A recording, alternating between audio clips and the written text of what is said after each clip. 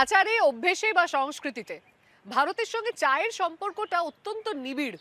সকাল হোক বা সন্ধে, বাড়ি হোক বা অফিস, এক কাপ চায়ে কখনোই না নেই। রাজনৈতিক আড্ডা হোক বা পারিবারিক অনুষ্ঠান, চা আমাদের জীবন এবং সংস্কৃতির একটা গুরুত্বপূর্ণ অংশ। আমরা চা চাষ করি, চা বানাই এবং যা উৎপাদন করি তার বেশিরভাগটা নিজেরাই খাই। ভারতে প্রায় ৮০% চা দেশের মধ্যে থেকেই আসে। কিন্তু যখন ওই এক কাপ চায়ের পেছনের পুরো ব্যবস্থাটাই চাপের মধ্যে পড়ে যায়, তখন কিছু একটা বদলাতেই হয়। তামিত লেপচা একজন সুখী নারী। দার্জিলিং অঞ্চলের টুংলাবং গ্রামে থাকেন।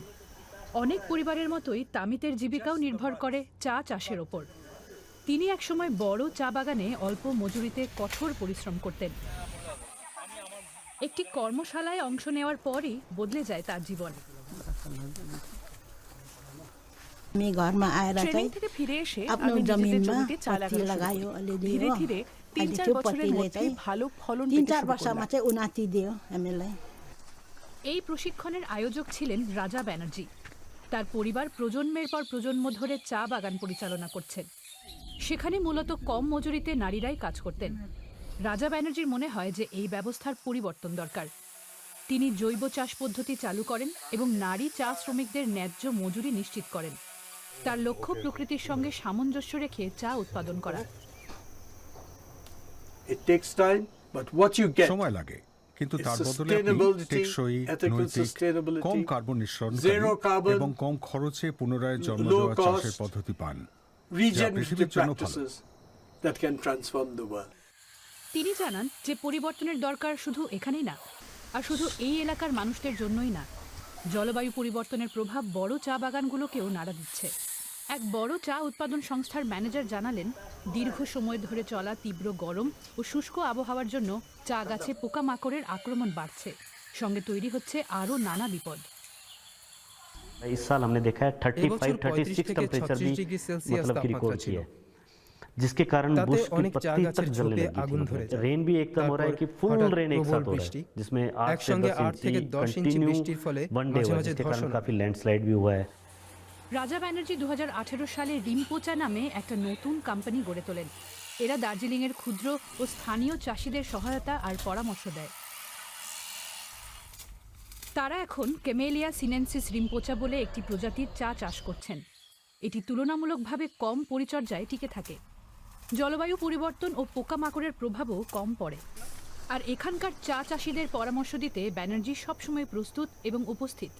তামিত লেপচা ও তার ভাগ্নে ফারদেনও সেই তালিকায় রয়েছেন। কি ফারদেন? এটা সুপারি। Betelnut. আরে না, এটা একটা সম্পদ। In that sense, yes. Yes, That's it it. goes হ্যাঁ, there. ওখানে ফেলে রাখলে কয়েক Few মাসে months, পচে জৈব it সার rots. হবে। It becomes Humus. yes. Sir. পরিবারটি অভিজ্ঞতা থেকে শিখেছে যে পুরো জমিতে চাষ না করে মাত্র 1/4 চা চাষ করতে। বাকি জমিতে বাজরা, ধান ও সবজি হয়, সেখান থেকেও আয় হয়। খামারে এখন একটা অতিথিশালাও রয়েছে। সাথে আছে 5টা গরু, যারা প্রাকৃতিক সার সরবরাহ করে। রিম্পোচার আরেকটি গুরুত্বপূর্ণ শিক্ষা হলো খামারে বায়োগ্যাস তৈরি করা। Every year we আগে used to প্রতি cut বছর like 2 জ্বালানির জন্য trees, দুটো করে for গাছ the কাটতাম। firewood. বায়োগ্যাস চালু হওয়ার After পর সেটা biogas, বন্ধ that হয়ে is যায়। also stopped. এই ধরনের পরিবর্তনগুলো এই পরিবারের জীবনে, বিশেষত নারীদের জন্য অনেক উন্নতি এনেছে। ভারতের বিভিন্ন অর্থনৈতিক ক্ষেত্রে এখন নারীদের অংশগ্রহণ বেড়েছে, আর চা শিল্পে তাদের উপস্থিতি অন্যান্য ক্ষেত্রের তুলনায় অনেক বেশি। তারা দিনে প্রায় 10 ঘন্টা কাজ করে মাত্র 250 টাকা, মানে মোটামুটি 2.5 ইউরো মজুরি পান। এই আমাদের 250 টাকা দিয়ে তো হবে না। না, এবার আমরা কিস্তি ফিস্তি নেই, গরিব মানুষ। এখন সবজিগুলা কিনে খাইতে গেলে 50 টাকা 60 টাকা কিলো। দিনে তো চায় বাগানের লোকদের 400-500 টাকা দিনে তো খরচা হয় একটা পরিবার। তাহলে ওই হিসাবে করে দিলে ভালো হয়। চা বিক্রির মূল লাভটাই অবশ্য বাগান আর কারখানার মালিকদের পকেটে যায়। তবে তামিত লেপচার গ্রামের চিত্রটা আলাদা। এখানকার স্থানীয় ছোট ছোট বাগানের চা প্রসেস করা হয় এই ধরনের টি বুটিকে। রিম্পোচা সেগুলো প্যাকেজ করে বিশ্ব জুড়ে, জার্মানি সহ বিভিন্ন দেশে অনলাইনে বিক্রি করেন। আর চাষিরা ন্যায্য দামও পান। পূর্ণিমার রাতে তোলা চাগুলো ক্রেতাদের কাছে সবচেয়ে জনপ্রিয়। পুরো গ্রাম জড়ো হয় এই রাতে এক বিশেষ অনুষ্ঠানের জন্য।